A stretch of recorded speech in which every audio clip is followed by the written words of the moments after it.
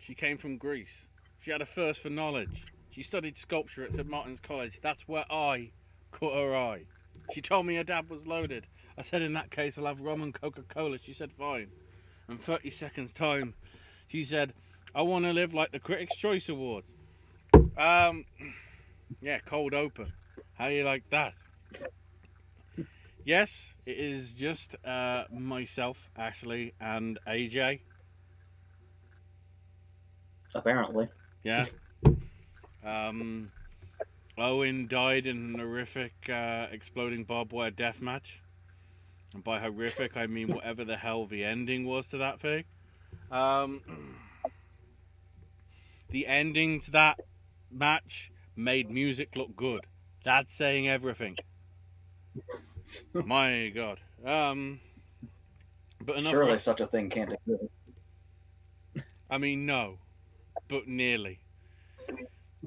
It was built up so much, and it was just a damn squib.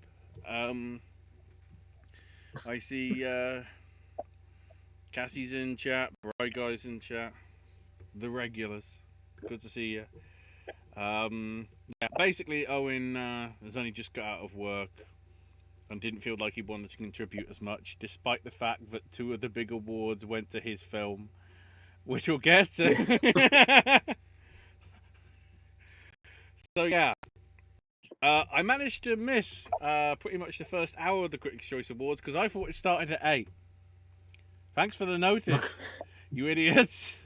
So I was like, oh, maybe I'll watch, the wrestling pay-per-view on my computer and catch a feed of the stuff on the thing. And I noticed in my Google News feed it was live updates from Critics' Choice Awards. And I was like, oh, I guess they've got it up already. And it's like, they've already done 8 awards? Damn it. And apparently I missed, like, the best bit of the show. Go ahead, AJ. Yeah, because I saw it started at 7. I kind of thought it would be. I mean, I did end up seeing the whole thing because I just checked to be sure. But when I saw that it started at 7, I was wondering if it was going to be like the Globes thing where it was like 8 to 10, but there was just an hour of like bullshit beforehand. But no, they somehow managed a 3-hour show. Well, I mean, for film fans, there was about 15 minutes, and then an hour and a half to 2 hours of bullshit, and then 45 minutes of film. It says a lot that it's the Critics' Choice Award and they're so happy about doing film awards, yet the film awards take up a third of the 3 hours.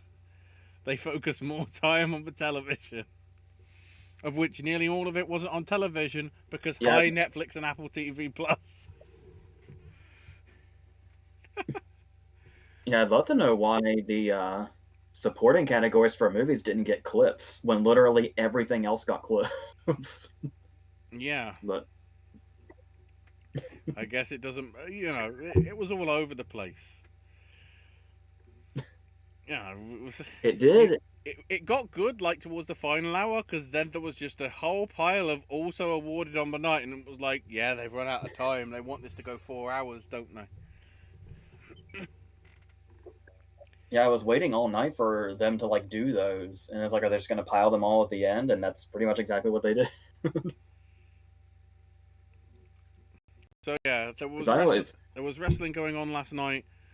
There was the Harry and Meghan interview, which did wonders. And all I'm wondering about is that image that is part of the screen.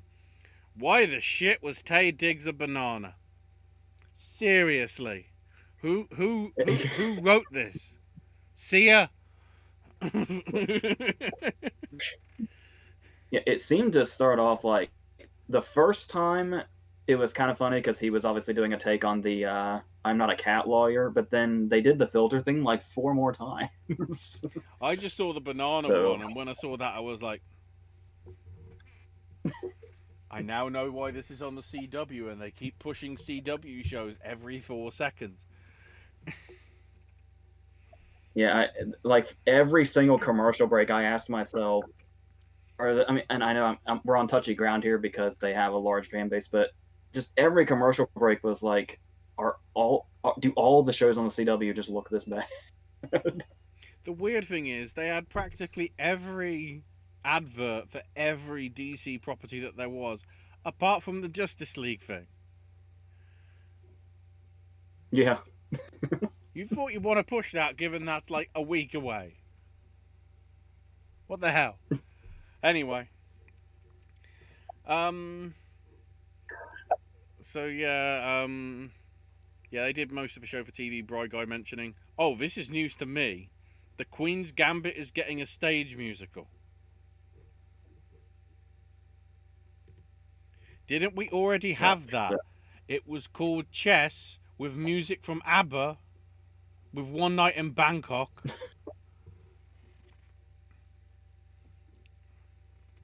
Seriously. Yeah, I would comment on that more if I got past the first episode. So I have nothing. So, somehow I managed to make note of the order of all 59,000 awards. That may or may not be exaggeration. And just to really mix everything up, we started with movies and then like practically did all the TV with a few movies in between.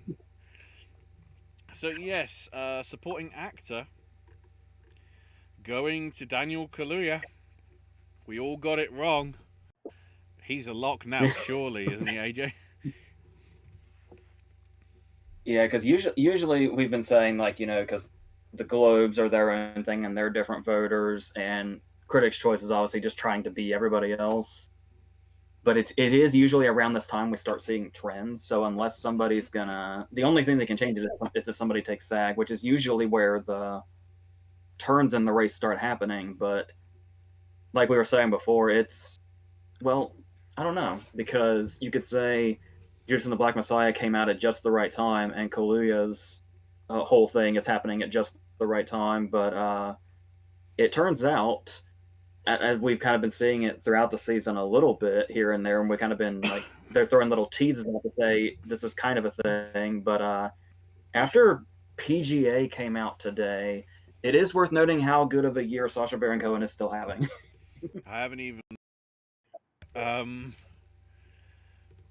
PGA Awards. Yeah, if you had to guess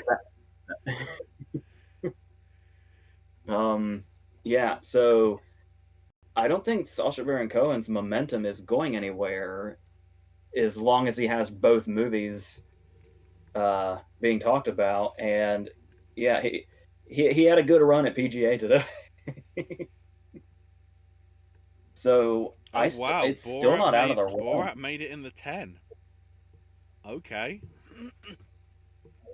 Yeah, and I'm a little worried, as you can probably see, about a couple of things. Where we don't have the Five Bloods and we don't have News of the World. Yeah, but the PGAs may not reflect the Academy because there isn't always exact crossover. Yeah. The worrying thing feels like though, the worrying thing is the animated is just practically the usual 5. There's nothing else.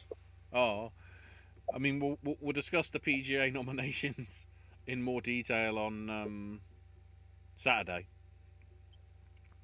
But I meant to check that and put it into the spreadsheet, but I didn't have time with stuff on my end. So, but yeah, as I say, I'm not trying to say Kaluuya's a lock for winning, but I'm saying he's now surely going to be in the 5 come next Monday.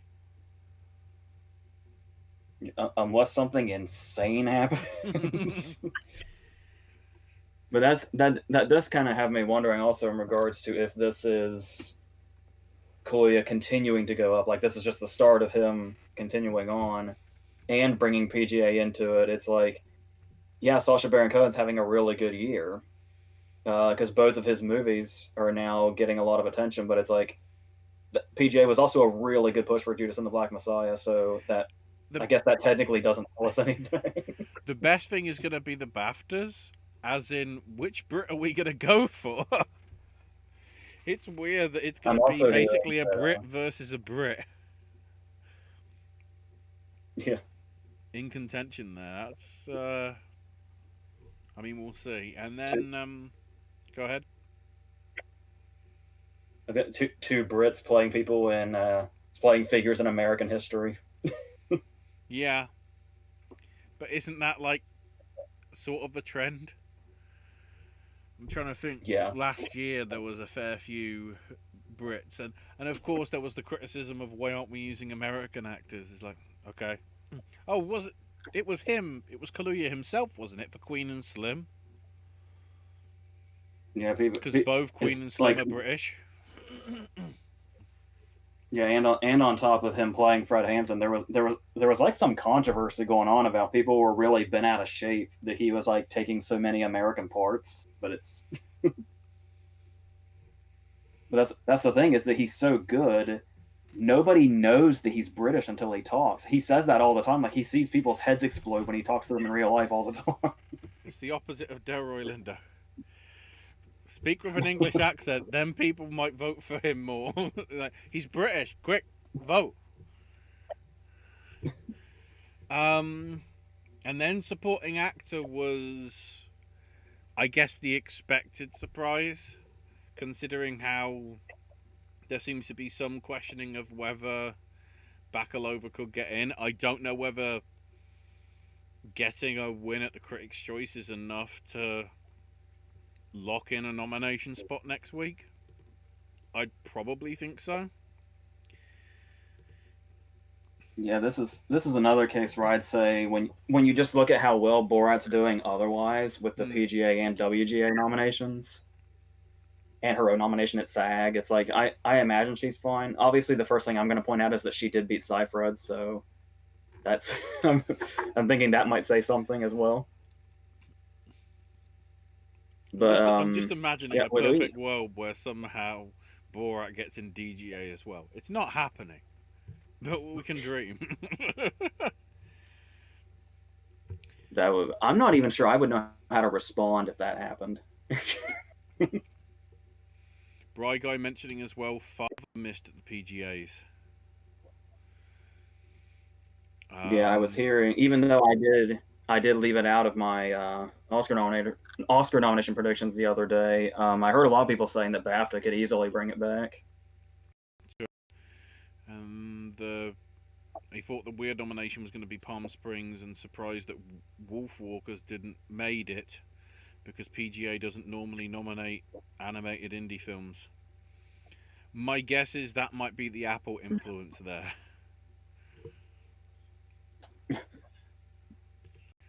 Apple campaigning, probably. Like, do you want an iPad? Amazon's like, we have Kindles, and everyone just walks away. It's like, Jeff, it's your fault. So now I need to go back to my spreadsheet because I can't remember what was next. Oh yeah, so then we decided to go. Let's just do a load of supporting actors and actresses in TV. So supporting actress in drama went to Gillian Anderson for The Crown because of course it did. Yeah, Gillian Anderson, who was having a lot of connection problems. Well, do you remember? I'm trying to think what she's doing at the minute. Do you remember the demons in Jacob's Ladder and what their heads looked like? That's what Gillian Anderson looked like throughout her speech. Oh right. Because Taye Diggs was also interviewing her kind of like before the show kind of really started, and it was the same thing. And it's like, oh shit, when she wins, let's see if she got anything straightened out, and not really. It was. So it was sort of like how it was with Owen on Saturday then, but even more Lovecraftian. I think she had a little more luck than he did. Yeah. It didn't break up it's that like badly. If her speech had gone 10 more seconds, it would have just shut down entirely. Yeah, it was like, oh, blue screen, quick. The pin. Oh, the multicolor pinwheel noting. keeps going. What's going on? It is worth noting. We could hear Kaluuya the first time around. He only had to give his speech one time. Conspiracy theory that the Golden Globes muted him because they were like, we don't need the diversity issues. And then it was like, oh crap, it's going to be seen as a diversity issue. Unmute. I do think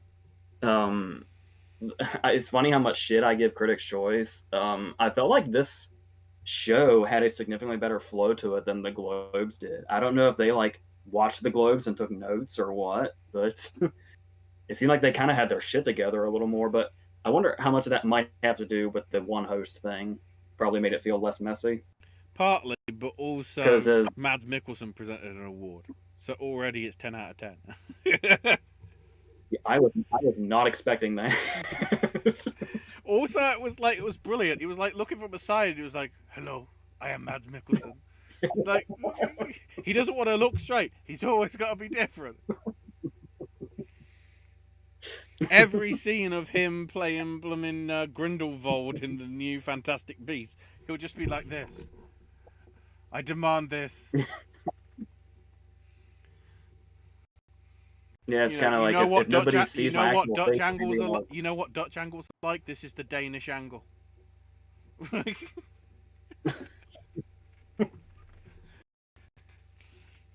If he keeps doing that, it'll be easier to hide the fact that he's not Depp. So part of me is like, how much are we going to get Heineken in?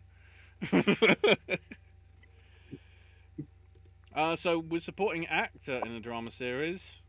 Sadly, it's only win here, but at least there was some love for Lovecraft Country for Michael K. Williams.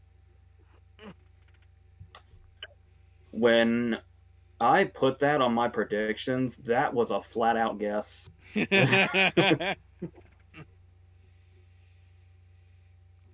only award I think didn't win. Yeah, I'm pretty sure. Which I feel stupid for not betting on. Yeah. As far as actor went. Yeah. Then supporting actor and actress in a TV movie limited series.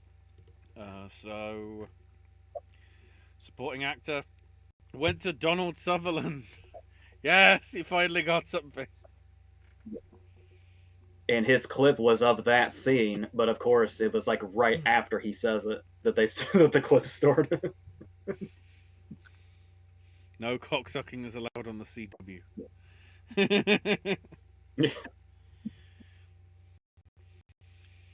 And then I guess this was always going to be a sort of case of, where's it going to go?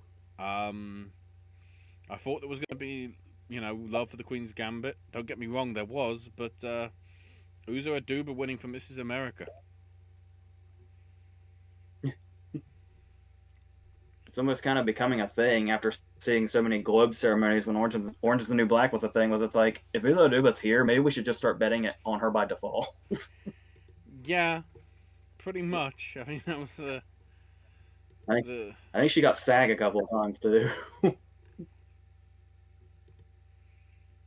The big situation. And then arguably one of the biggest moments of the night, the best young actor or actress going to Alan Kim from Minari, who thanked everybody and after 5 seconds cried his goddamn eyes out.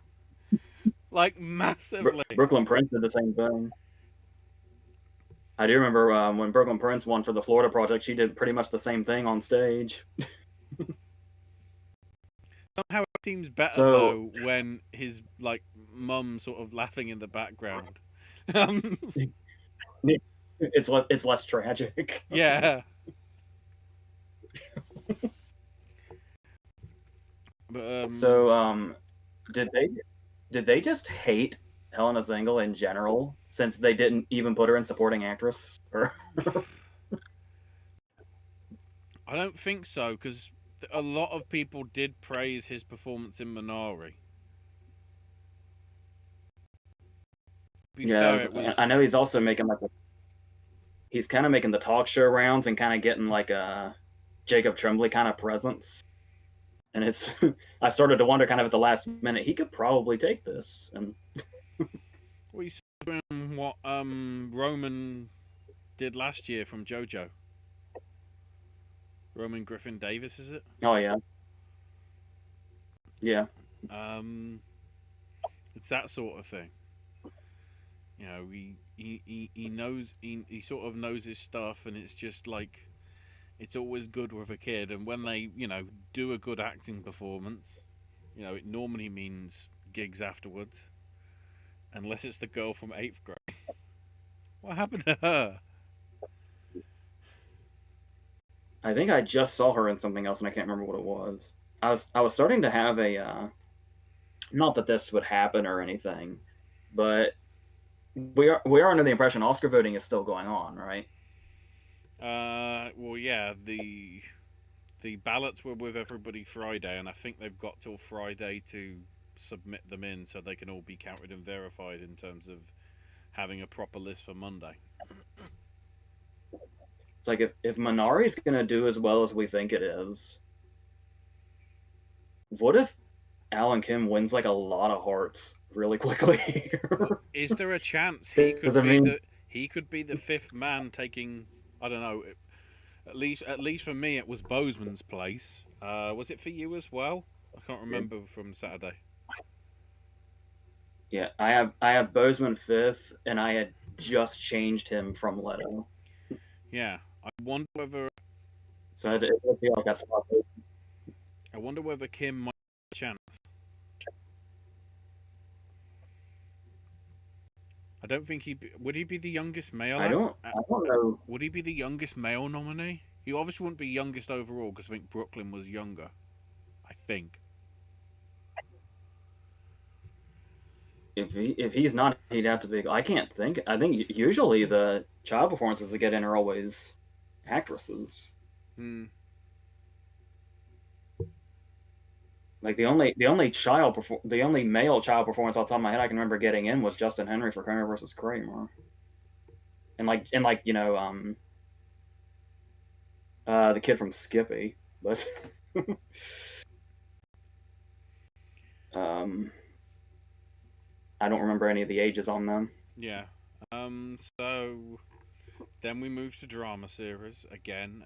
This time for the actor and actress. Or actress and actor. Sorry, wrong way round. But it was Diana and Charles again. um, did both of them make speeches? Yeah, but I did miss a lot of Josh O'Connor's because they were doing that thing where every hour it would just cut off and show like the CW logo and your local thing, and then it would cut back to the show. Josh O'Connor got screwed by the CW. Confirmed. So was it, or who did that happen to? That happened. I missed Josh O'Connor's because from the Globes because of the weather report thing. Yeah. But somebody else got cut off because of the CW thing every hour.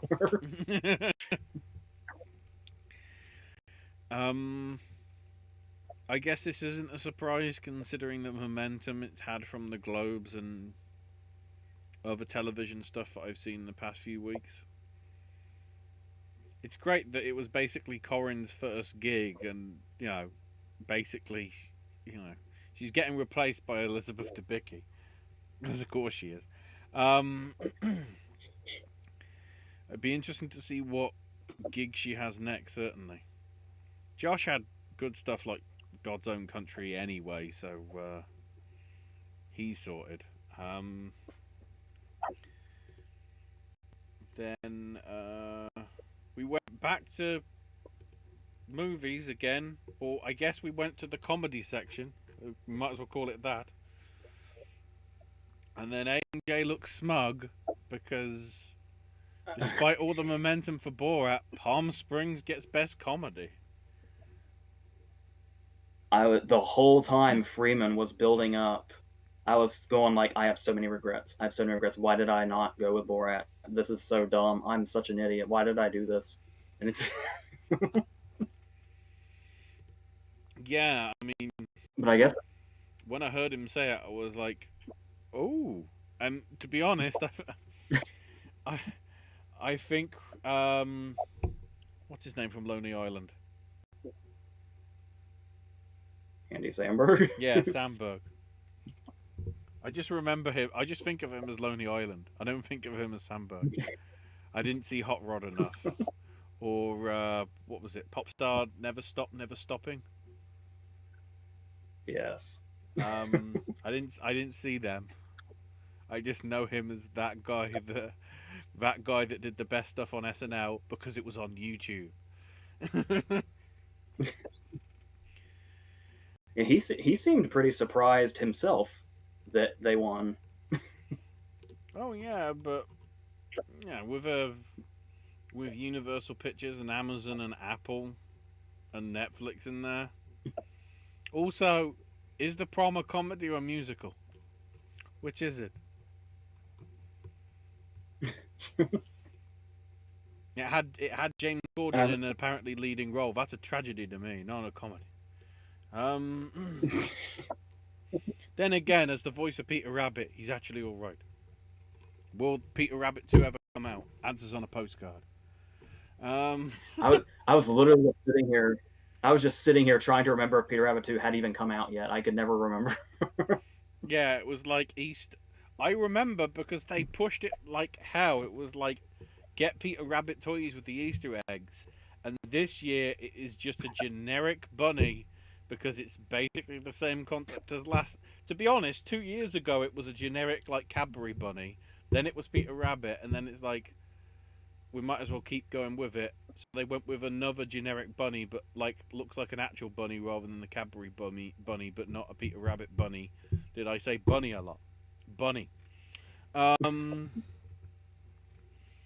Plus, Super Intelligence I think hasn't come out over here yet, or if it did, it was there for about 4 days before lockdown happened again. I'd almost blocked it out of my head until just now. It was so close. Somehow I have to keep track of what Gordon's doing. He does good stuff over here, like the Gavin and Stacey reunion special, and then it's like this guy also did the prom and Super Intelligence. Is there no like QA person going, you really shouldn't do this?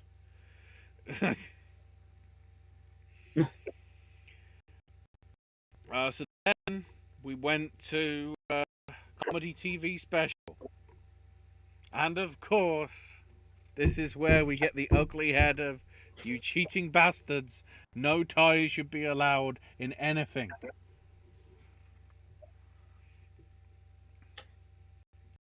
Yet somehow, with 6 slots and 3 of us predicting, and there being a tie, neither one of us was right. And to be fair, one of them sort of was the obvious one because the first announced winner was Jerry Seinfeld's 23 Hours to Kill.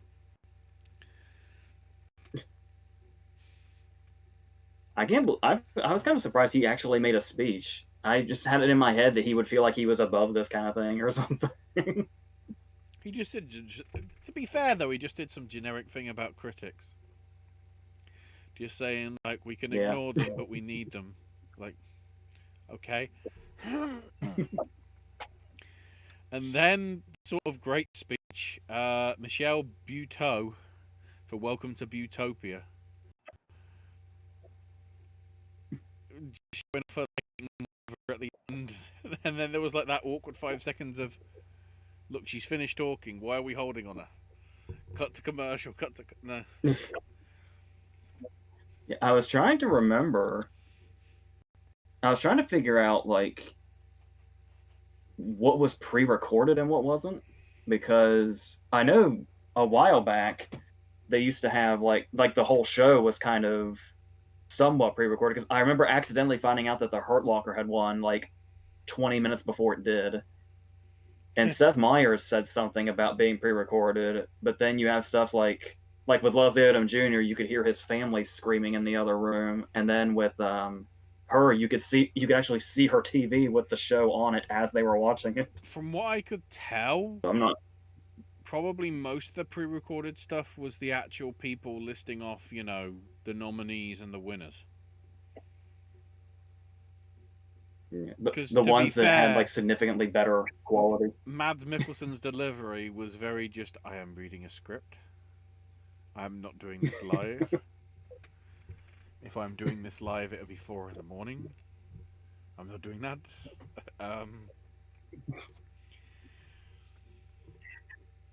Certainly, it felt like that.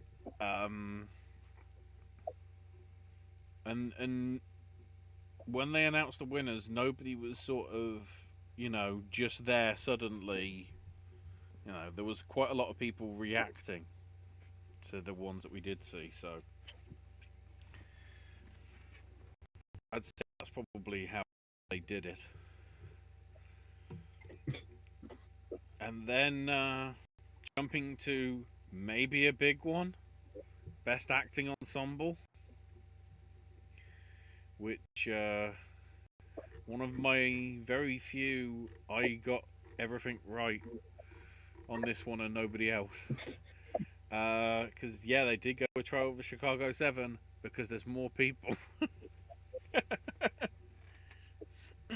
It is interesting how he's mostly kind of there by himself for the sake of Borat, which just kind of inadvertently makes Cohen the Trial of Chicago 7 spokesperson. Aaron Sorkin just didn't That's want to another show case up. where that was another case where it was like it was I didn't catch all of it. This was one of the ones that cut off at the hour mark because the CW needed to do their thing. But he appeared to be blatantly just reading something that somebody else had written. I don't know if he was saying he was reading something that Sorkin had written or what, or if that's just he just didn't mind not hiding that he was reading something. Yeah. But yeah, I missed kind of the first few seconds of it. I think he just said thank you, Critics' Choice, among other things. I see what you mean though, with the sort of like reading it off. But he dedicated to Abby Hoffman, so that's all that matters.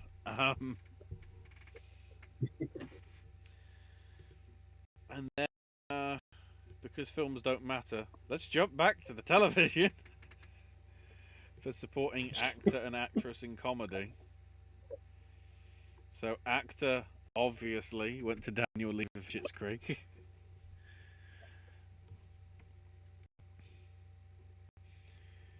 I don't think Yeah, I was kind of on that whole Mm-hmm. I was on that whole thing at the Globes about how Schitt's Creek wouldn't have the sweep that it did at the Emmys. I kind of wish I had held on to that a little longer. Yeah. Then, in no surprise whatsoever, supporting actress went to Hannah Waddingham for Ted Lasso, which even she was like, "What?"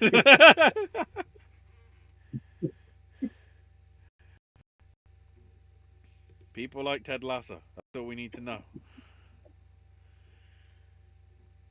Yeah, it's like I can't tell whether or not to feel bad for like Eugene Levy and some of the other Schitt's Creek people because Ted Lasso just kind of came in at the last minute and nobody. I'd like to think most people were like me and just had no idea that it would actually be that good because it just didn't. It wasn't screaming that at first. Yeah. To be honest, I just realised we can actually go into it like that because following on next was Best Actor, which went to Jason Sudeikis for Ted Lasso. I think once Admittedly, again, very surprised he's Eugene Levy. he wasn't in such a casual hoodie this time round. It was sort of like a t-shirt, so it looked a little bit more formal.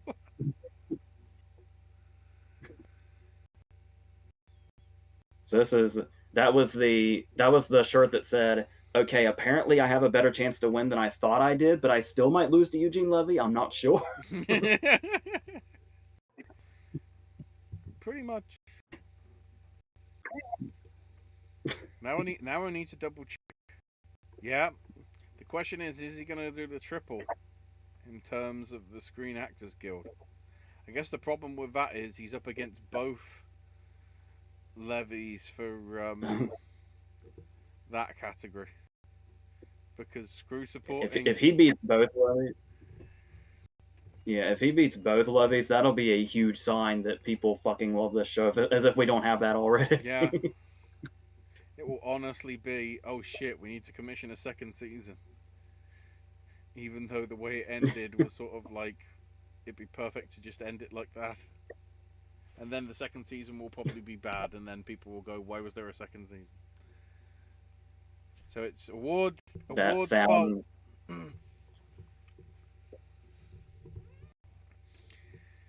And then, as like last week, Catherine O'Hara steals the show with her speech because of the giant glob of lipstick on her husband. Yeah, I don't know how I didn't know this, but I kept thinking, like, he looks really familiar. I only just learned last night who her husband is and how they met, and it makes perfect sense. What like getting on the phone and playing her husband, Bo Welch, as in the production designer, is a name people have probably seen regularly, pretty much anytime they watch a movie and don't realize that. It was like in the early days when you could always guarantee on Alexander Korda's brother being in an Alexander Korda film or something like that. It's like, oh, it's him again. He's there. It's like every time there's like something that's artistically shot. It's like, where's Roger Deakins' name? He's gonna be, it's his list. That costume looks good. Where's Anne Roth's name? Where's Alexandra's name? Like, the usual suspects, sort of thing. Is like, that looks like that sort of thing. Which, when it's a director sort of doing stuff, you can tell Steven Spielberg directed that opening episode of Columbo. But then if you can go to like the detail of like, you can clearly tell that is a production design from from Catherine O'Hara's husband. It's like, that's when you're like too nerdy. Pretty much. Having a Bry Guy mentioning in the comments, on the plus side, Quiet Place Part 2's now got pushed up to May. Oh. And then the bad news. Memorial Day, yeah. Bo Welch was the director of Cat in the Hat.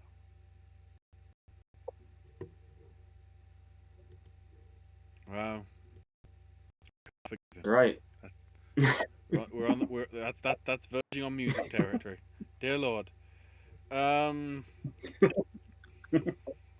we pretty much finish off the television stuff. Comedy series went to Ted Lasso. Screw you, Schitt's Creek. You don't get anything this year. We gave you too many last year. And we have the awkward moment where he has to thank Olivia Wilde because apparently it was partially her idea. It was kind of that same feeling of when Ewan McGregor was on the circuit for Fargo, and it's like, will he thank his wife or will he not? Will he thank Mary Elizabeth Winstead or will he not? That awkward situation which comes up. Then Mads said The Crown, and they said nobody from The Crown could be bothered to show up. Thanks. Which is it was practically, it's like, unfortunately nobody is able to collect the award, so we'll pass it on to them. And that was just done by the voice from within the world. I love the phrasing of The Crown could not be with us tonight. That's what they said, right? I think. Also, I realised that's the best joke considering what was airing at the time with the Meghan and Harry interval. You know, the Crown can't be with us because they're too busy going, oh shit, what's she saying next? Damn it.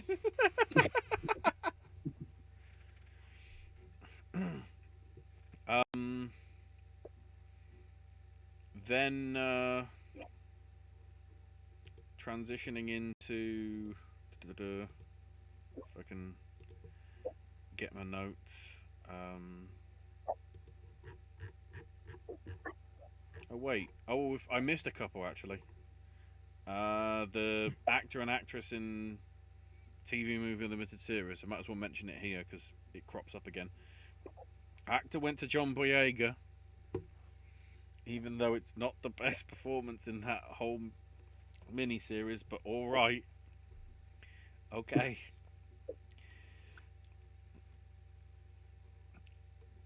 Also proof that Mark Ruffalo doesn't win everything. I don't know how I ended up guessing Boyega correctly because I didn't go for him when he was supporting at the Globes, but we did our Critics' Choice predictions before the Globes aired, so I don't know why I did that, but I'm glad that I did. It's just ebbs and flows, that's all it is. And then, of course, because Critics' Choice, even though they absolutely lauded it, didn't give a shit about I May Destroy You. Anna Taylor-Joy for The Queen's Gambit gets Best Actress. And the only reason I mention that is, of course, then Best Limited Series went to Queen's Gambit as well. And then the Queen's Gambit guy, producer, spoke for too long. Was he the only one that got played off? Partly? I'm trying to remember. I think Sudeikis was getting ready to. But I don't remember for sure. I know there was one where they just were playing music and it was like, oh, that's the first time we've had that crop up. Just an interesting situation. Yeah, I think it was Sudeikis when Ted Lasso won for comedy series. Yeah, I think that was it actually. Yeah, it was like, you've already been on. Stop thanking everybody.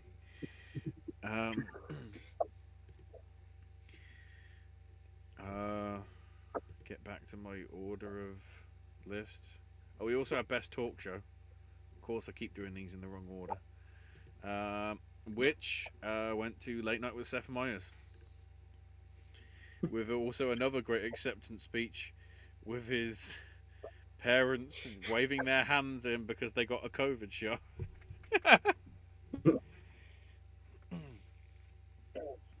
Now I just want tonight's episode of Late Night with Seth Meyers just to have his parents on either side of him just putting their hands in randomly. Just for one night. That'll do. I mean, that sounds like a bit that he would do, so that's likely. Also, I did find it interesting that the clip that they use of Desus Sumero is the Obama clip. Immediate was like, oh, wow, we're going in that high. That's what you choose to feature with it. It's pretty interesting. And then, of course, we get the first... Oh, no, actually, we first get the See Her award with Zendaya, who I think her acceptance speech might have been about 40 seconds, because it was like they're doing a video package of like previous winners and stuff. So I was focusing on like the wrestling at that point. And the next time I look over, it's like also awarded tonight. I was like, "What, she already accepted it? What happened?"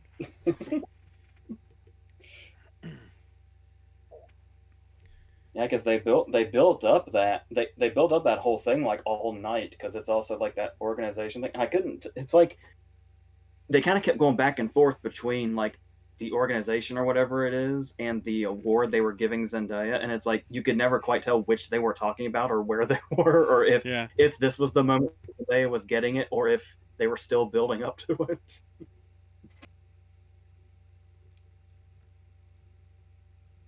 I mean, it's just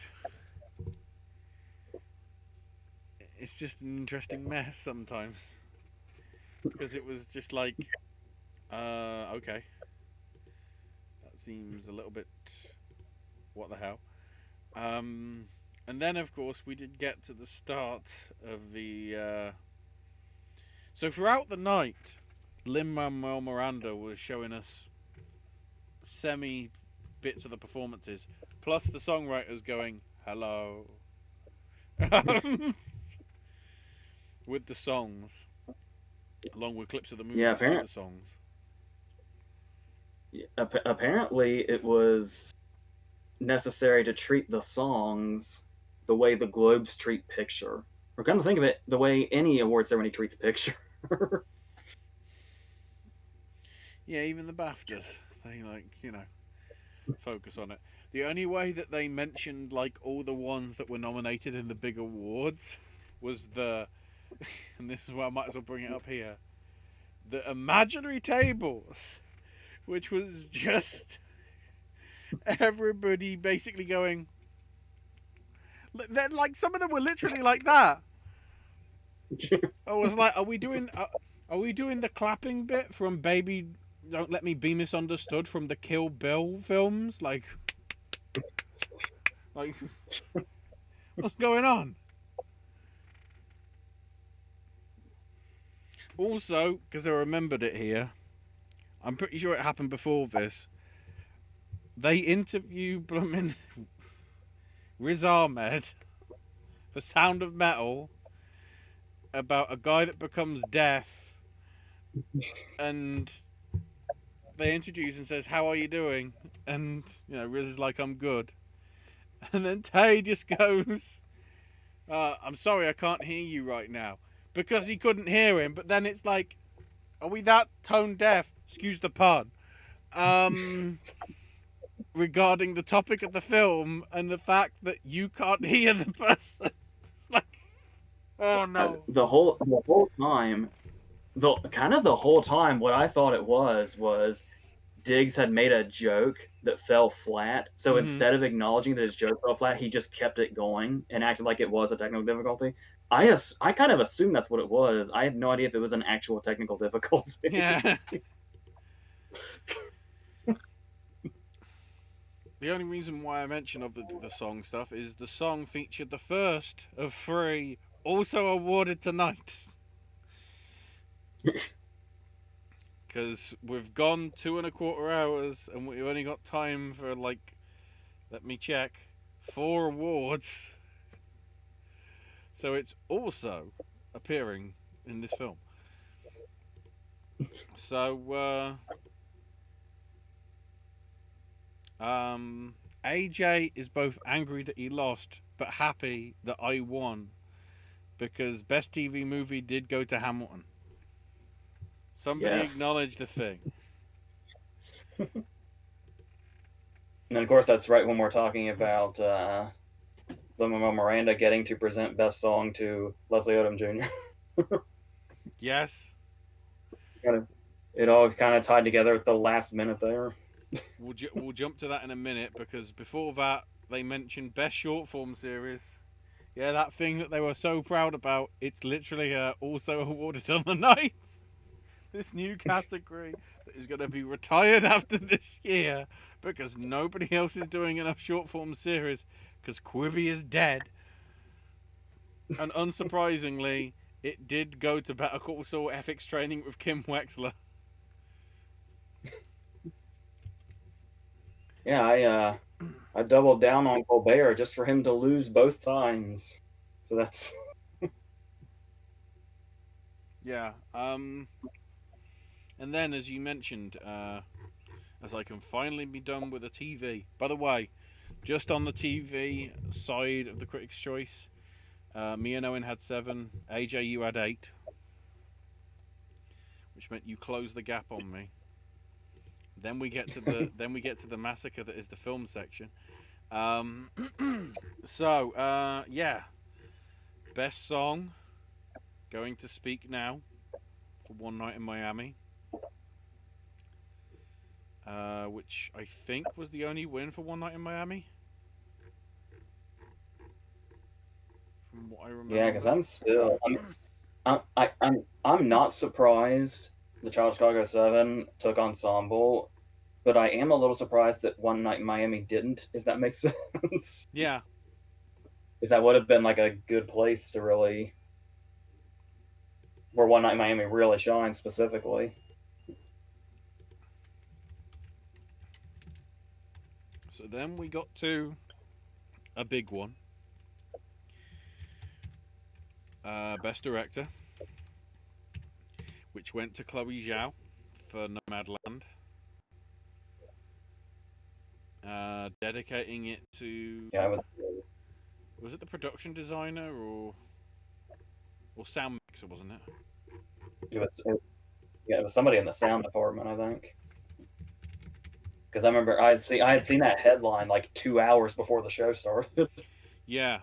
Michael Wolf Snyder, yeah. Passed away at the age of 35 from suicide.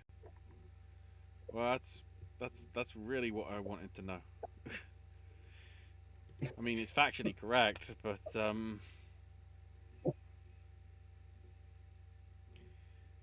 I would say, like obviously we're building up about how, Globe and Critics' Choice wins or whatever, but I mean, really just everything considered, Chloe Zhao's probably just going all the way. We can probably say, couldn't we? unless the Academy likes China, considering that's apparently now blown up. China doesn't like that Chloe Zhao is getting all these awards because she spoke out against the Chinese regime like 7 or 8 years ago. Which is the added irony because, of course, Nomadland is a Searchlight picture, which means it's Disney, which means it's on Disney Plus. And we remember what happened with Mulan. I was just watching, before we were on this, cynical reviews analysis of it. The thing I really didn't realise, it's all supposed to be out and out China, China, China. They didn't even bother to put Chinese language or Chinese subtitles for it. Tone deaf as hell. Great job, Disney. Is there anything about Mulan, the remake, that just wasn't a complete disaster? It's like there's a new problem with it like every month. Like, is there, apart from, like, if it gets nominated for costumes like the Disney remakes usually do, that'll be like the only good thing that ever happened to it. The only good thing to happen to it, and the only good thing it ever did.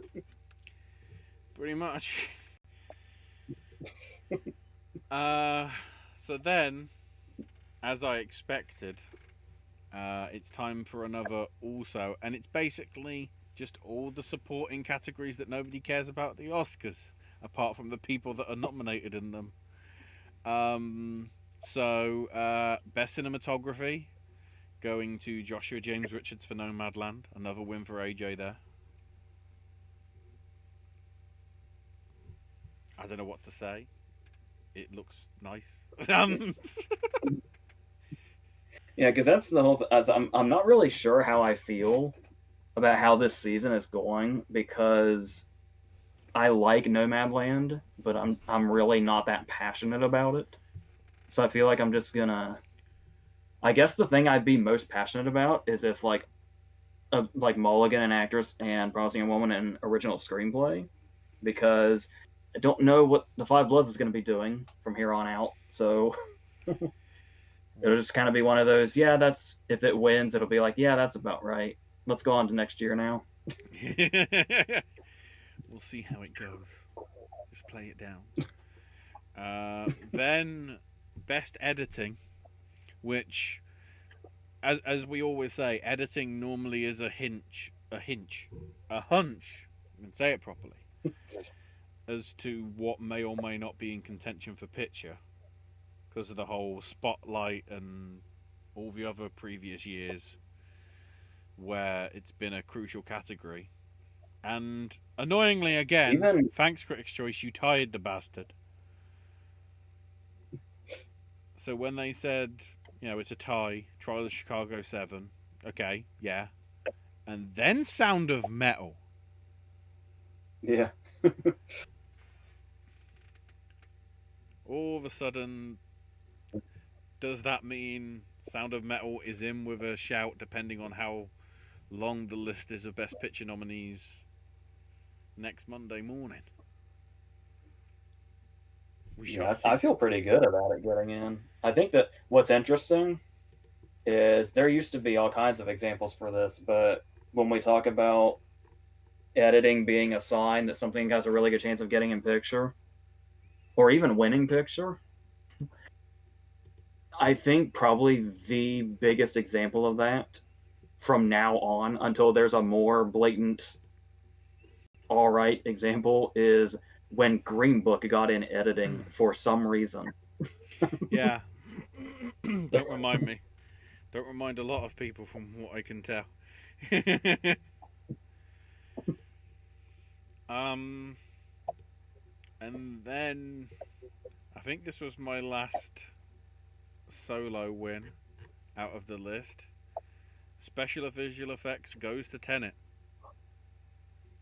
because reverse imploding. Well, basically, that is the whole concept of it. Is surely like it's going to win visual effects. I'd have thought having to do everything in reverse and like imploding, exploding things, and bullet wounds that don't, go backwards and forwards and everything. It's all perfect, surely. And the whole how much Nolan's all about practical effects probably played a part as well. Yeah. It's. I mean, obviously some of it is CGI related, but a fair bit of it isn't. So. Then production design. Going to, if I can get it in the list, Mank. Which also to note, Mank's only win. Even the critics are ambivalent about Mank. Even though I'd have thought it's about Hollywood, the critics would lap it up. Nope. So I really hope I'm not alone in this.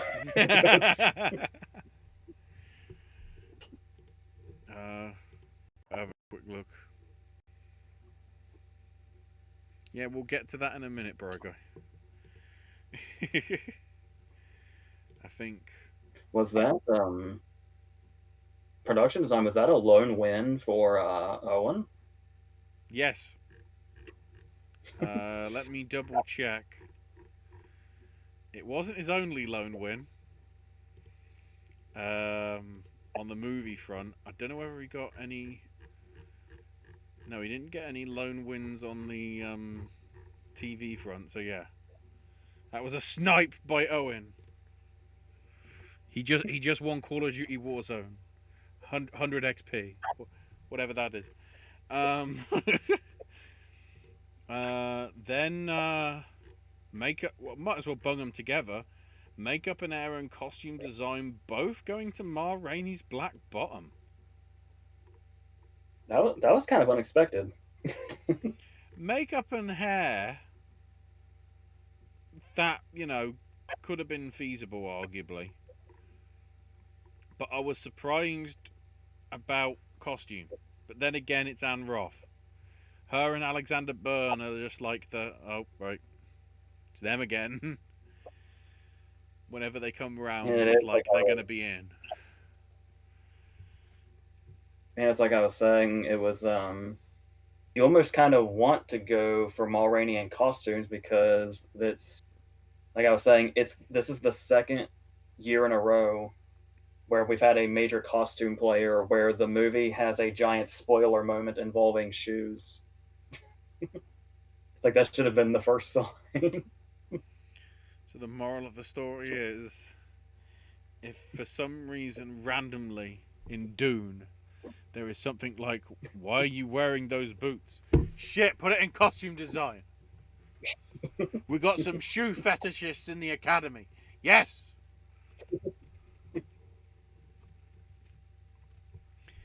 Then all of a sudden we jump to actual awards again.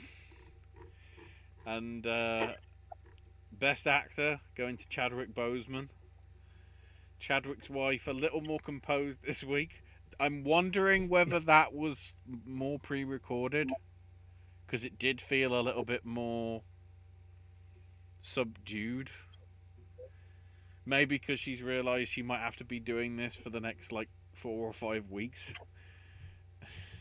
Yeah, I was gonna say I didn't want to say rehearsed because rehearsed sounds negative. But like if it's something she wanted to get really right, she might have rehearsed it and then recorded it or something. So not because obviously people tend to associate rehearsing speeches with insincerity, which obviously would not be the case here. No, it's the making sure you're not a blubbing wreck like Alan Kim. Yeah. Some of those bits, it was like, I think he's trying to thank somebody, but I can't make it out. But it's a 9-year-old kid, so it's cute. Yeah. And also, as we've sort of acknowledged, it's the critics' choice. It's not. I mean, in the terms of like the major award season, it is the equivalent of the MTV Movie Award. It's arguably the one with the least significance, even though I'm pretty sure the Critics' Choice is made up of more than 87 people. Hollywood Foreign Press Association. Damn it. Yeah, I think they said what is it like 400 or something. Yeah, something about that. Yeah. Something in that region. And then, because we were really running out of time, you know it's bad when actual important awards get also this night.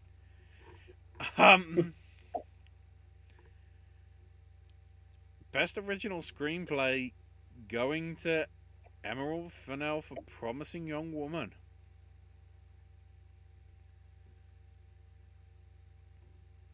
I would like to see that continue, but like I was saying, it's even in cases like this, we should never count out Sorkin by any means. Yeah.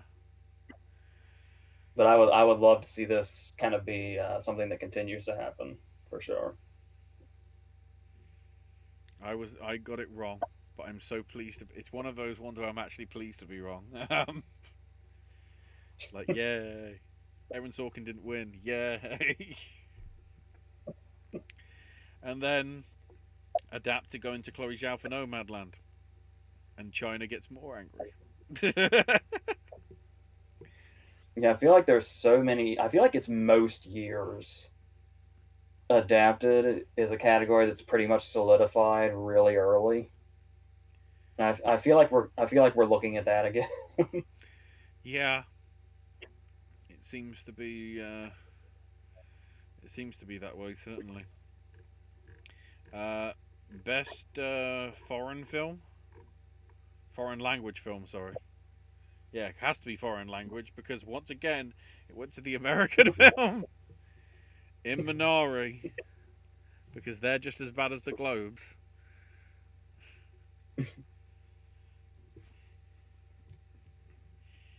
Well, to be fair, all the clips they showed for it, none of them are in English, so they kind of fooled the people that might haven't have seen it yet.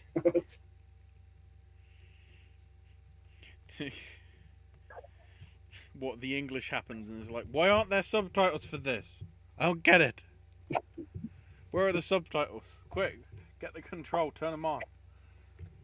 Oh wait, but now they're on over the top of the other subtitles. What? I don't need the subtitles twice. And then best original score, as Bry Guy mentioned, Sao. Sao got the win for score. Technically, Sao's only win of the night because, as we mentioned when we did these nominations, they decided to do animated as part of the Super Critics' Choice. As if to say that all these awards don't matter. Um, I was just trying to remember. In our Oscar prediction video, did any of us put Soul in original screenplay? hang on. Oscar noms. Da, da, da, da, da. Oh, great. I haven't even got Owen's picks for that. Damn my copy and paste skills. Well, guess who? Guess who's going back to the. Guess who's. I'm trying to think if that's the one where it all went wrong. So it's like I'm going to have even struggle finding it. So I might just have to message Owen directly and like, what was your list, please? It certainly Because didn't. I do know that I didn't, It didn't but I feature. remember it kind of crossed my mind briefly. It'd be original, right? Because I'm looking at adapted. I'm getting distracted. Yeah, none of us had it in original. I remember it crossing my mind, but I was busy on the whole never, rarely, sometimes, always thing versus Mank. Yes. That it's also kind of likely, but yeah. We'll see how that goes. Then, Best Actress. And this is why I thought Owen would be here. Because she did it. She damn did it. In her hotel room in London. With better Wi-Fi than Gillian Anderson. Carey Mulligan wins for Promising Young Woman. And like some other people, she looked genuinely surprised. Yeah. Like I'm assuming she must have thought it was going to be McDormand, like we did. I don't know whether McDormand was even there. I don't know whether McDormand is even campaigning this time. Because again, it just feels more like a Chloe Zhao picture rather than a Frances McDormand picture. Sort of like how Three Billboards felt. Yeah, at the rate she's coming out with these prestige projects, she might as well just not even campaign for anything anymore. Like she's got the Macbeth thing next year. Gosh, she could. Just doing what she wants.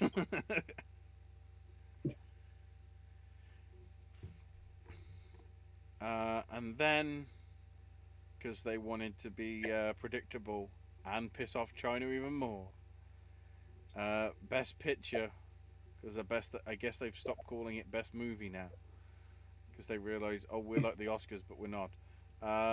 Best Picture went to Nomadland.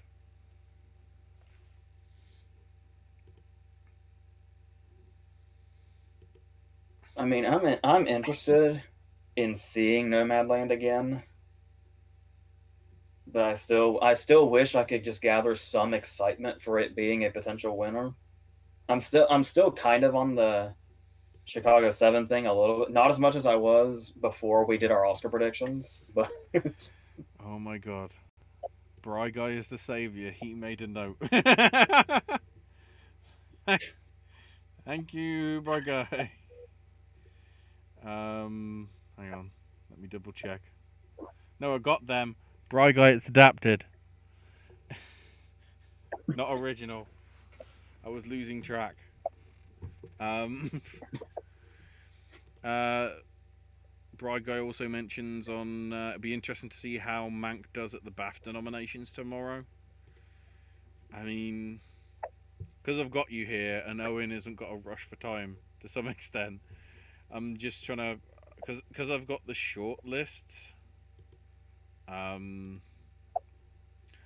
I can't show you them, but I'm just having a look through. Mank, unsurprisingly, is in contention for like picture and director. I think it's probably going to be in for actor. Would you say?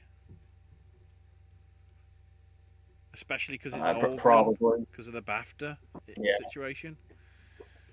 Yeah, I'd say that's it. There's no Mank in actress, which I guess makes sense. No Mank in supporting actor. Seyfried is in the 15 for supporting actress. I'd say possibly. Then again, that's an interesting list because arguably the only Brit that I recognise is Saoirse Ronan for Ammonite. There's a few other smaller films. Oh, I guess maybe Jennifer L for Saint Maud. That could be the British representation there. I've heard some people throwing her around. It's because it's BAFTA and because BAFTA does like that film a lot. That could be in with a shout. In all honesty, original screenplay. St Maud could get in there as well as if they are going to do again another British entry. Then again, of course, Promising Young Woman would technically be the British entry, although it's an American film. So, cinematography, possibly. Editing, production design, costume design.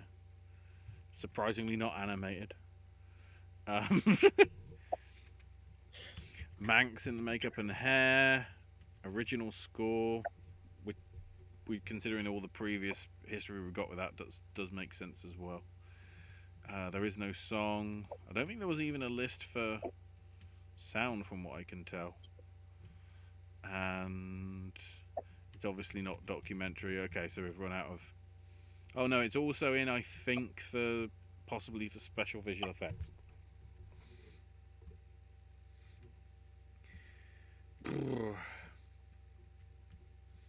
I could see it probably getting like 3 or 4 of the Tex nominations.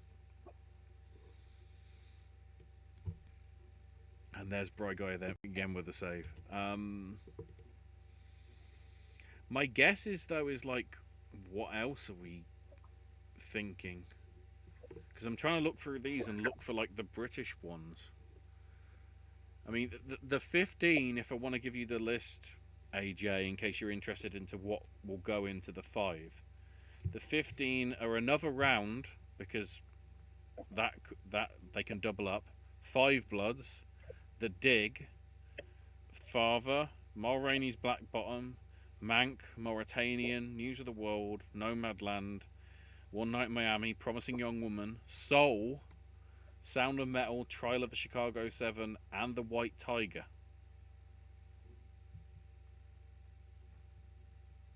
Yeah, because I had heard.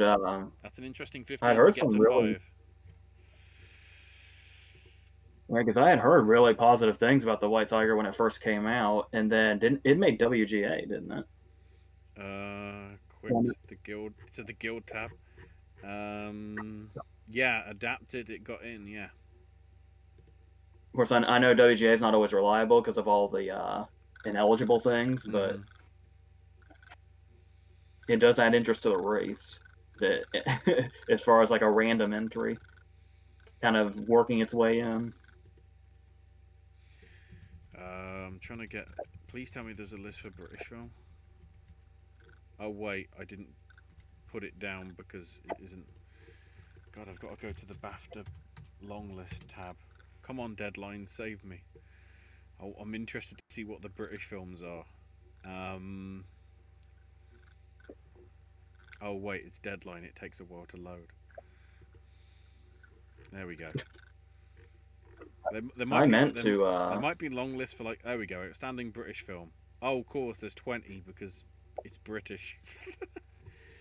Ammonite's a possibility, but the fact that had like Oscar buzz and there was literally really no talk about that at all, I think that might be dead on arrival. David Attenborough's documentary, because it's British, it could be in there. The Dig, I'd say, is probably likely. Emma, probably. The Father, which would still be a joke because it's coming out in August, but somehow is still eligible for BAFTAs.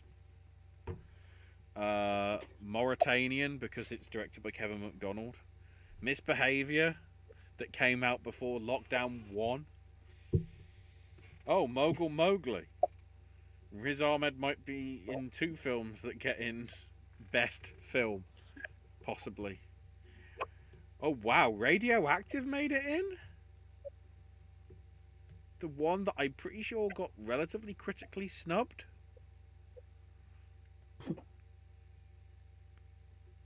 And Rebecca. Fuck. Why? Rebecca's in the 20. St. Maud's there. That's Oh, that. I'd say St. Maud is a lock.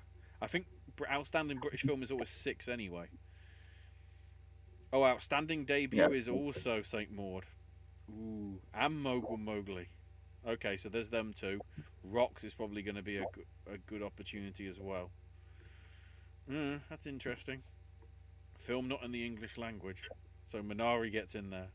Oh, and Les Mis as well. The one from last year.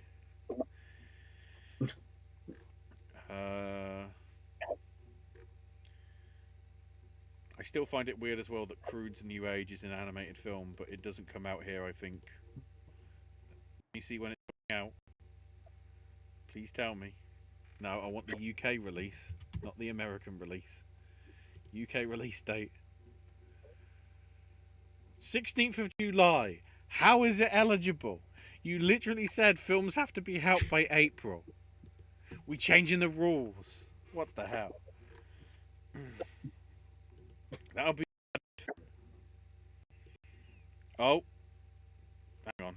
I didn't copy that text over from Bry Guy because I got too distracted by trying to look at the BAFTA long list. Just post that in there and I'll sort that out after we're done.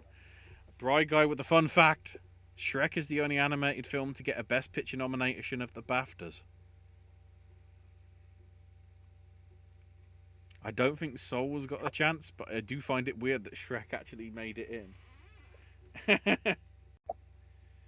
I'm still waiting for another animated performance to get nominated after BAFTA went for Murphy and Shrek. Well, I'm trying to remember if that was a bad year. I'm guessing that would have been 2001, right? So 20 years ago. So I need to look for the 54th Academy Awards. 2000. Is it 2001? Oh, maybe not. It was released in 2001, so it was probably the 2002 ceremony. Oh yeah. So that year, Jim Broadbent won for Moulin Rouge, along with Colin Firth for Bridget Jones's Diary, Hugh Bonneville for Iris, and Robbie Coltrane. Jesus Christ, everybody was British apart from Eddie Murphy. Now it's just Americans. I always forget about Robbie Coltrane's BAFTA nomination. For Hagrid, which is crazy. You know what's even crazier? Shrek got adapted screenplay that year, beating Lord of the Rings, Iris, Bridget Jones's Diary, and A Beautiful Mind. Wow. I was gonna say, I'm pretty sure the Oscars nominated it, but yeah, a win is kind of insane. Also, best film went to Lord of the Rings: Fellowship of the Ring. I do love that they gave Broadbent the win for Moulin Rouge, because I do think that was a bit more deserved than his win for Iris. But I've always just kind of said his win for Iris might as well have just been for Moulin Rouge. So. And of course, the irony is Russell Crowe got Best Actor for Beautiful Mind in that one. Flip the script. Oh, and of course, Roger Deakins won a BAFTA that year. Of course he did. He won loads of BAFTAs. Just took a bloody age for the Oscars to match up. I believe it's 10 for British film now since the expanded nominations in a lot of the categories. Jesus. Hang on. It's probably in this Deadline article and I just didn't pay attention. That's interesting. With the voting, each member have to watch all 15 titles in their chapter to be eligible to cast the vote. Good. That makes it fairer, doesn't it? Yeah, it's kind of tragic that we haven't come across a rule like this until now. Yeah. Well, as it says, this is a change to previous voting procedure and was made in a bid to level the playing field. So maybe there is more chance of, like, I wouldn't say Rocks is a smaller film because it did get a lot of attention, at least from the British media. I mean, so much so it came out in cinemas and was really popular there for the few weeks it was around when they were back open. But the fact that it went straight to Netflix, even though it's not even a Netflix film, at least that I'm aware of, which is pretty interesting. Oh, and Best Director also had a gender balance 20. So there was 10 men and 10 women nominated in there, I believe. Um, a few takeaways. Minari's in for foreign language, but not for best film, even though another round did. Tenet missed both best film and British film, but did make director and some of the other categories. Spike Lee isn't on the director list, but Five Bloods is on 9. Malcolm and Marie missed everything apart from the Zendaya and John David Washington performances. On the Rocks got nothing. And Apple only got a few for Greyhound and Wolfwalkers. Never, Rarely, Sometimes, Always only got Screenplay. Everybody loved that over here, and then the Academy is like, Screenplay. That's it. Judas and Black Messiah made it onto 7 lists but missed Best Film and Director. I don't think that'd hurt it, would it? I wouldn't think so. Is Stanfield in there? Like involved in that? Quick, go back to the list. Actor. Yes. He is in the 15. And Dominique Fishback is also in for supporting actress as well. And then it also mentions that Mauritanian White Tiger and The Dig also made it to Best Film. I think The Dig might have a chance of getting British Film. I don't think it'll get Best Film. I had every intention of looking these over before we did our Oscar predictions, and then I forgot to. So a lot of this is news to me. Yeah. Damn it! I closed the tab when I was trying to look at like the other categories that aren't in the Oscars that I didn't bother to sort of note down. Like, oh no, wait, they don't do something at the BAFTAs, do they? Panic over. I'll still scroll through anyway, if in case there's anything there that's very odd. Oh wow, Owl and the Pussycat is in contention for short animation. There's only 6 there, so I'm guessing that's probably just going to be a 3. British short film has 10 though, so maybe that'll be a 5. That could be a 3 though, couldn't it? In all honesty, it depends how they want to reflect it. There's a surprising amount of love for Rebecca and Radioactive. Okay. I can't. I don't get the Rebecca thing. Even if they were desperate, I don't I don't get the Rebecca thing. Plus, of course, BAFTA's the only one that really acknowledges casting. I'm tempted to say that that's probably a Trial of Chicago 7 likely. Possibly, it's always the case of like getting the right sort of people for the right roles. And I guess it's always more likely that it's something where you try and get a lot of people. I mean, last year the first winner was David Copperfield, because I could never remember the personal history of David Copperfield, right? Yeah. I never remember. I just remember it as the David Copperfield film. Um, so we already have the precedence of if it's got a lot of people, casting might be with a chance. So, which have the biggest casts? Yeah, because you could say it's a whole like it's a casting thing, but it's obviously it feels like everybody would just think of it as an ensemble award rather than a kind of a technical thing. Because I do know for a while now people have wanted an ensemble category at the Oscars, and the recipient would be the casting director. But now that we're down one category, they could probably exercise that if they wanted to. But after what they tried before, maybe we shouldn't encourage them trying new There's categories. there's four possible not in supporting actor. There's four possible nominees for Trial of Chicago 7. Two for Five Bloods because Clark Davis did get some recognition. Um, I'm trying to think of who the fourth one for Chicago 7 would be. I assume the other two are Rylance and Langella. yeah. Would it be the dude that played Bobby Seale, whose name I can't remember?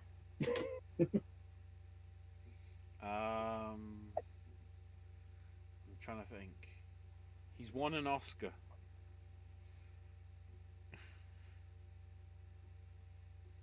Redmayne? Yeah, Redmayne is the fourth. Well then. I don't think there's I anybody mean, else that's. I don't think there's anybody else that's got like multiple nominations for film. I guess because the casts are too small. You know, when Trial of Chicago 7 and Five Bloods makes up 6 of the 15. Um, and then you get the ones here and there. Only Leslie Odom Jr. for One Night in Miami, and Kingsley Ben-Adir gets leading. But then Delroy Lindo's there, so let's hope. Because I feel like you can only really make an argument for Kingsley Ben-Adir being the lead would be in like the last 5 minutes of the movie or so, because we kind of follow him the most after they all part ways, but everything up till then is completely an ensemble. Is it just because he's playing Muhammad Ali? Is that why it's? Well, he's Malcolm X. Oh right, yeah. Wait, I'm trying to. I always get confused with that cast because it's just like it's all they focus on is like four people. Like, can you just say the names of the people in the trailer, please, and just not like show it? Thanks.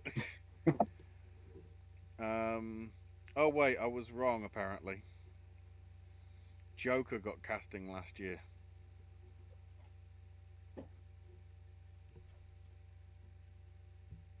I mean, I I love Joker and everything. There's so many things about its award success that are kind of confusing. Yeah. Not actor, and honestly not even director, but like yeah, like the tech stuff is a little confusing. Like the joke they were making in the chat before about how let's put him in our red suit, Oscar nomination. I do like the fact that the BAFTA Film Awards are listed here, and the nominees are get to announced on the 9th of March. Except they announced the Rising Star Award last week. So, where is it? Um, that got announced. Why haven't you put it in the document, Wikipedia editor person? I guess the other intriguing thing is who might they give the fellowship and the British contribution to cinema? I'm trying to think. I know it's awkward because like of how not well received, but considering how it was like, okay, it might have fucked over his deal with Warner Brothers, but could Nolan get a shout out for British contribution to cinema? For like actually wanting to get the film out in cinemas for people to see? It feels possible. I don't know how it's going to go. Fellowship is always up in the air. Because normally it goes to somebody who's, it's sort of like the lifetime achievement, you know, but sort of code for are they going to be dying in the next 5 years, which is awkward considering it was Kathleen Kennedy, but somehow she still clings on to her role within Disney. Somehow. Also, for some Was it? reason, they've listed Hideo Kojima here. That's the video game BAFTA Fellowship. That's a different award ceremony, which I may be covering on this channel. Why is it here? I'm guessing BAFTAs are going to have to do... I'm guessing every presentation, though, is going to have to be sort of like how we're doing remotely. You think? I would say so. And to be fair, it went well with Critics' Choice. Overall, I'd say. Especially compared to the Globes, it looked smooth. Yeah. As if the producers know how to normally manage with, like, I guess, online broadcasts of sort. Maybe this is just me wanting to be traditional or whatever, but one thing I'm kind of hoping for by the time we get to the Oscar ceremony is what they did with the Emmys, where they found a way to get the trophy to the person like in the moment, because it's gonna be. It just feels like it'd be tragic to me to watch an Oscar speech without the person holding the Oscar. It would just not feel. It wouldn't feel, for lack of a better word, it wouldn't feel like the win wouldn't feel consummated without them holding it. The terminology being used, I like it.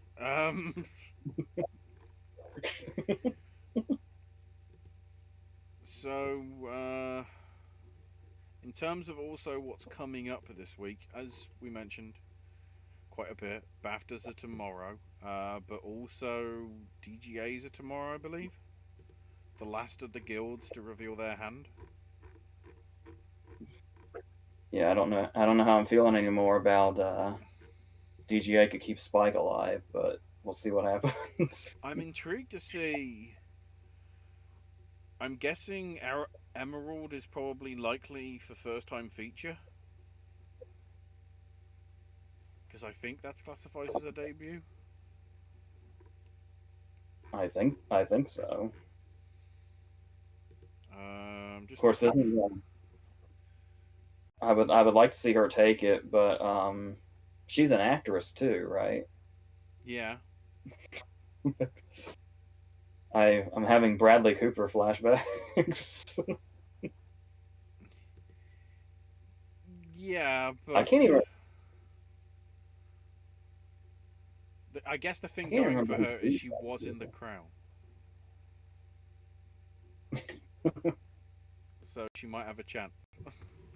And people love I can't The even Crown. remember Cooper for I'm debut. guessing Regina King is a likely contender as well for debut.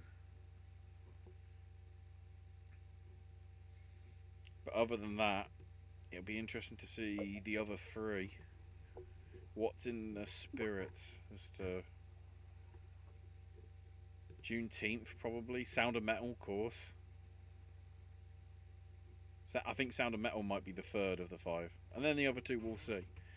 And then in terms of the other awards, because I'll probably forget to cover about it next week, even though I think it might be the last week. The editors are Thursday. The cinematographers are tomorrow as well. And I haven't noted down the visual effects, even though that was yesterday. So we're nearly done on nominations, apart from the big one next week. So Yeah. Oh, I said in the tweet I make people up to date on the scores, and I nearly forgot about it. So for the film section, I screwed up because I only got 8. um, Owen got 10, and AJ leads again with 12. So overall for the critics, I had 15, Owen had 17, and AJ had 20. Which of course means it actually gets pretty tasty because the subtotals are Owen is on 27, I'm on 28, AJ you're on 29. It's close. Which will mean that I'm the predictions for the guilds, which I think the aim is to be doing them not this coming Saturday, but the following Saturday.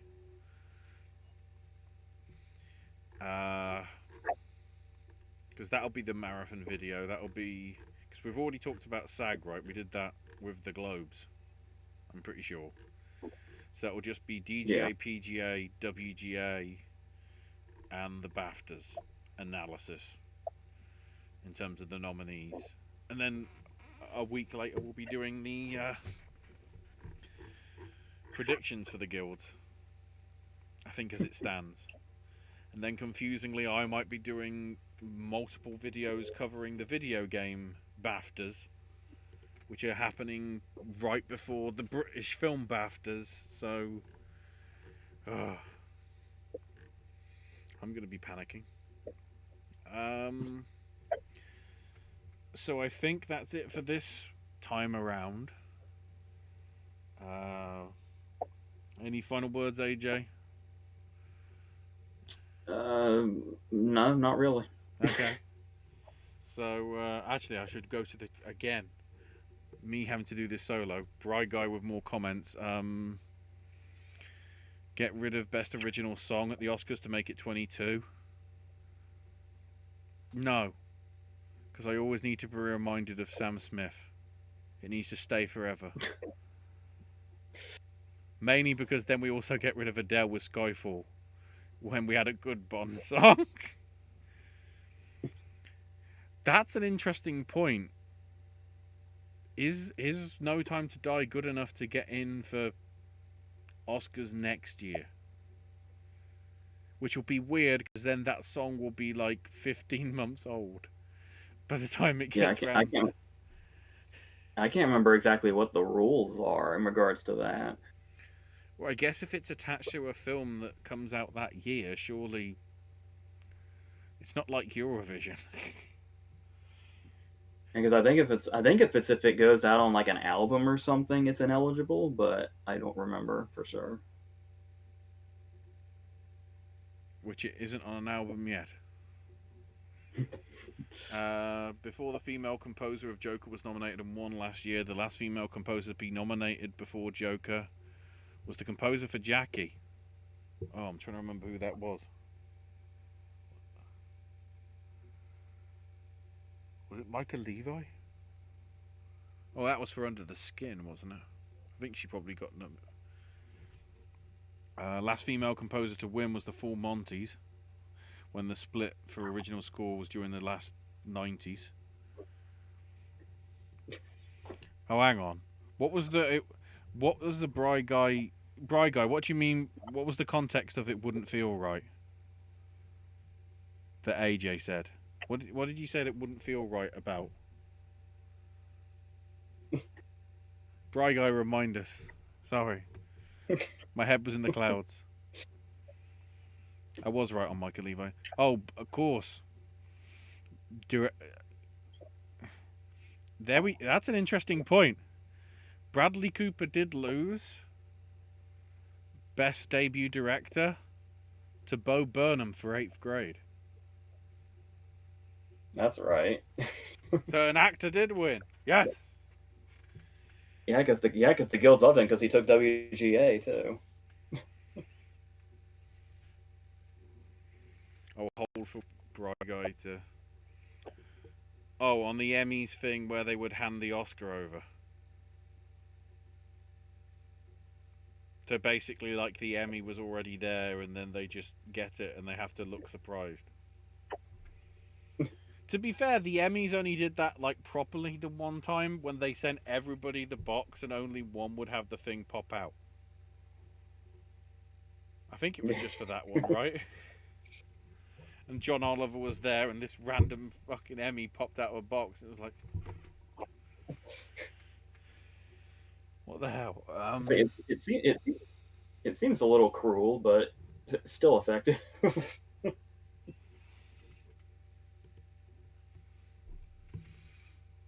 I mean, maybe they all sort of. I mean, surely they can get sort of like replica Oscars and just have them like there on standby, so the person can have them. Or maybe the Oscars get sponsored by Amazon and it gets literally delivered to their door, and they have to get it off the cameras outside. The Amazon guy, rather than taking the camera of where you left the parcel, he's like there filming it. Like, what do you have to say to the Academy? That'll make it interesting. Jeff Bezos, you have money. I know you're not in charge anymore, but you still got sway, damn it. Anyway. So yeah, schedule as I know, in terms of this stuff, Saturday we'll be covering the nominations from the rest of the guilds as well as the BAFTAs. Nothing on Sunday because apparently they wanted to have a break. However, Monday next week will be the marathon, starting off with the nominations in the morning. It's okay. I'd say it's a marathon for me because I do get up late, which means I normally get up at sort of like mid-afternoon sometimes, in which case I'm going to sleep through the nomination ceremony. Should be a bit awkward. But I'll try and set my alarm for that. We'll then be reacting to that in a second video afterwards live. And then the Guild Awards and the Guild Award predictions will be happening the following Saturday on the 20th, with maybe something on the 21st. I can't remember. In terms of other stuff, you've got AJ's movie reviews and verses. What was the last verses, and are you going to tease what's coming up for the is it Tuesday video for the reviews? I haven't. It's that, but there is that, and I'm also literally getting ready to shoot a verses like right as soon as we're done here. Oh, So it'll be one of those two that goes. But I think they're going to go out back to back, whatever they are, or whichever order they're in. no problem. But it should be. Oh shit! So, this is a great sign. This is a sign of equality. Coming to America, SpongeBob, Tom and Jerry, and the Pixar one. Oh, so it's an actual family-friendly one, I guess. Because Well, apparently Coming to America 2 does not have swearing. Boo. Yeah. And then the verses is a while back, like forever ago, I did Dumb and Dumber and There's Something About Mary. Just it's gonna be the other side of that. So the Fairley Brothers fans will know. See, I'm trying to work out whether that's the unnecessary prequel or the unnecessary sequel. Don't tell me. I'm just leaving that up in the air. Well, I'll say this: it's neither. Ooh, it's Green Book. That was a comedy, right? I was just about to make that. Green Book's going on the Criterion collection, isn't it? That's the next entry. Yes. Oh, the ironic Criterion collection. Oh, that's even more awkward. What else is on there? Oh, Crash, son of a bitch.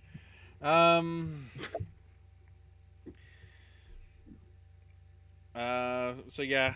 Also, Voices of Liberty and Sip and snacks from Owen will be there. I have a snack stash that probably needs to be uploaded and ready for when Owen wants to put it up. Along with, I think, yeah, I'm gonna lock in and do my own predictions for the video game BAFTAs, and I might even cover them live if I can get back in time from the weekly shopping trip to be able to do that. Like on the, I think it's Thursday the 25th, so a few weeks time.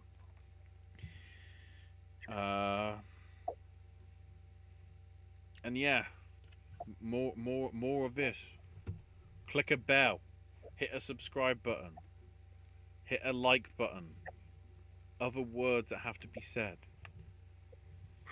In order to please the algorithm. And in a world where there's a billion wrestling podcasts, movie podcasts, everything. Can you tell that I normally don't say this line? We're very pleased that, Bry Guy, Cassie, the usual suspects that just lurk and don't talk very much.